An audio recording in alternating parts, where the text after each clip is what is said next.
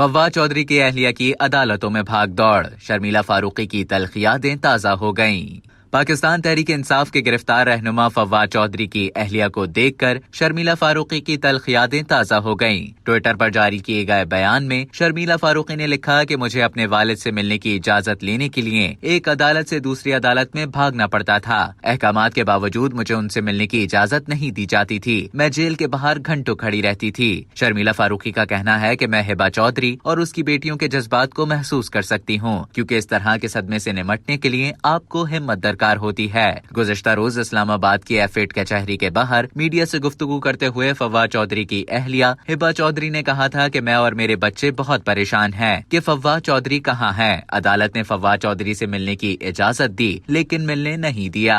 اب تک کے لیے اتنا ہی۔ مزید خبروں اور نیوز اپڈیٹس کے لیے ڈیلی جنگ کے یوٹیوب چینل کو سبسکرائب کریں اور فیس بک کے پیج کو لائک کرنا نہ بھولیں۔